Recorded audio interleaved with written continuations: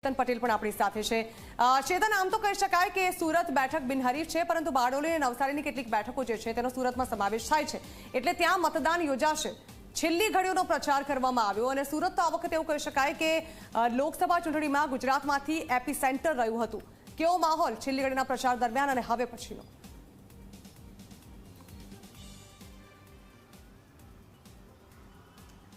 જી જેના ખાસ કરીને લોકસભાની ચૂંટણીને લઈને પ્રચાર પડધમ હાલ શાંત થઈ ચૂક્યા છે। મહત્વની વાત છે કે હવે ખાસ કરીને જે પ્રચાર પ્રસાર છે તે ડોર ટુ ડોર જોવા મળશે અને મહત્વની વાત છે કે રાત્રિના સમયે જે ખાટલા બેઠક છે તે ખાટલા બેઠક શરૂ જોવા મળશે। અને મહત્વની વાત છે કે દક્ષિણ ગુજરાતની જો વાત કરીએ તો સુરતની જે બેઠક છે તે સુરતની બેઠક બિનહરીફ રીતે ચૂંટાઈને આવી છે, ત્યારે ખાસ કરીને દક્ષિણ ગુજરાતની જે બે બેઠકો છે તેના પર સૌ કોઈની નજર જોવા મળશે, જેના પર કાંટાની ટક્કર જોવા મળશે। ખાસ કરીને ભરૂચ અને વલસાડની જે બંને બેઠકો છે તે કાંટાની ટક્કર જોવા મળશે।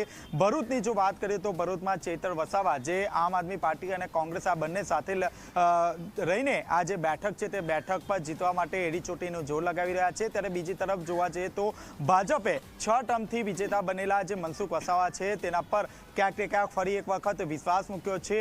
આદિવાસીને કઈ રીતે રીઝવવા તે માટે બંને જે પાર્ટીઓ છે તે પાર્ટીઓ દ્વારા એડી ચોટીનું જોર લગાવવામાં આવ્યું છે, ત્યારે બીજી તરફ જોવા જઈએ તો વલસાડમાં જે આદિવાસીના નેતા તરીકે ચહેરો ઉભરી આવેલા જે કોંગ્રેસના અનંત પટેલ પર કોંગ્રેસે પહેલી વખત વિશ્વાસ મૂક્યો છે, જે હાલમાં ત્યાંના વાસ્તાના ધારાસભ્ય પણ છે। જો કે બીજી તરફ જોવા જઈએ તો આ વખતે ભાજપે એક નવયુવા એટલે કે ધવલ પટેલને ત્યાંથી ટિકિટ આપવામાં આવી છે। ધવલ પટેલ પોતે ભાજપાનો આઈટી સેલનો પોતે હેડ હતો અને ત્યારબાદ તેને મૂળ પોતે વાસદાનો હોવાના કારણે ત્યાંથી તેને ટિકિટ આપવામાં આવી છે। આ જે બેઠક છે તે બેઠક ઉપર કાંટાની ટક્કર જોવા મળશે। બીજી તરફ દાદરાનગર હવેલીની જો વાત કરીએ તો ત્યાંથી ભાજપે કલા ડેલકરને જે છે તે ટિકિટ આપવામાં આવી છે, જ્યારે કોંગ્રેસમાં અજીત મલ્લા આ બંને વચ્ચે પણ કાંટાની ટક્કર સીધી જોવા મળશે। જે રીતે ડેલકરનું મોત થયું હતું ત્યારબાદ ભાજપમાં કલા ડેલકર આવ્યા હતા અને ત્યારબાદ સીધા લોકસભાના ઇલેક્શન છે તે ઇલેક્શનમાં તેમને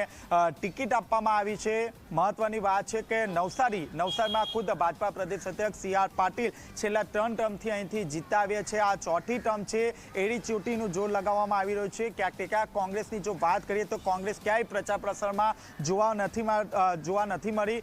ક્યાંક ને ક્યાંક એ વાત પણ અંદેશ આવે છે કે કોંગ્રેસે પહેલેથી જ આ બેઠક ઉપર હાર માની લીધી હોય તે રીતના દ્રશ્યો જોવા મળ્યા હતા, કારણ કે નેસક દેસાઈએ સોશિયલ મીડિયા પર એક પોસ્ટ મૂકી હતી જેમાં તેઓએ કહ્યું હતું કે કોંગ્રેસના જે એકાઉન્ટ છે તે ઈડી દ્વારા સીલ મારી દેવામાં આવ્યા છે, જેને કારણે ઉમેદવાર પાસે પ્રચાર પ્રસારના પણ પૈસા નથી, જેને કારણે સોશિયલ મીડિયા પર તેઓએ લોકો પાસે દાન માટે અપીલ પણ કરવામાં આવી હતી। તેવી જ રીતે ખાસ કરીને બારડોલી બેઠકની જો વાત કરીએ તો સિદ્ધાર્થ ચૌધરી બારડોલી બેઠક ઉપર કોંગ્રેસમાંથી ઉમેદવારી નોંધાવી છે, ત્યારે તેની સામે જે પ્રભુ વસાવા છેલ્લા 2 ટર્મથી અહીંથી જીતતા આવે છે, ત્યારે આ વખતે ફરીથી ભાજપે તેમના પર વિશ્વાસ વ્યક્ત કર્યો છે। આ તમામ જે બેઠકો છે તે ભાજપ માટે ખૂબ જ મહત્વની રહેશે। ક્યાંક ને ક્યાંક CR પાટીલે પણ આ વખતે નવસારીની જે બેઠક છે તેમાં એડી ચોટીનું જોર લગાવી દીધું છે। નવસારી બેઠક ઉપર 3 વખત મેગા રોડ શોનું આયોજન હાથ ધરવામાં આવ્યું હતું, ત્યારે છેલ્લા 2 દિવસથી સુરતમાં જે તમામ જે વિધાનસભા છે તેમાં મેગા રોડ શોનું આયોજન હાથ ધરવામાં આવ્યું છે। ક્યાંક ને ક્યાંક જે